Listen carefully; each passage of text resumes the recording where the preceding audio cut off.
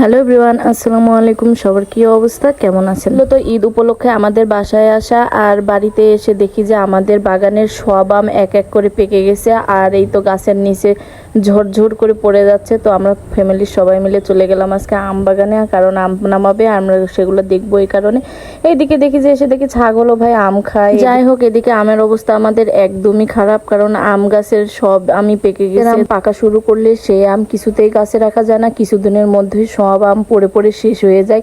আর এই কারণে আমরা তাড়াতাড়ি করে চলে আসলাম আম নামাইতে। আর এদিকে আয়ান তো পুরা বাগানটা পেয়ে অনেক অনেক খুশি, অনেক মজা করতেছে।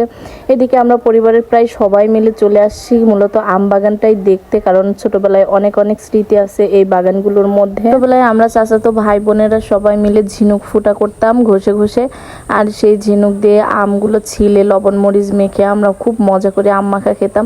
আজকে বাগানে আসার পর থেকে সেই দিনগুলোর কথা আমার মনে পড়তেছে। আর তখন গাছগুলো ছিল একটু ছোট টাইপের, এখন তো সব গাছই বড় হয়ে গেছে, পুরোটা ছায়ায় ঘিরে গেছে। যাই হোক, আম বাগানের ভিডিও আমার এখানেই শেষ, কারণ আমাদের প্রায় সব বাগানের আম নামানো হয়ে গেছে। আর এদিকে আমি রিল্যাক্সে বসেছিলাম ভাই, কারণ এত গরম। এদিকে আয়ানও আমার সঙ্গে খুব দুষ্টামি করতেছিল।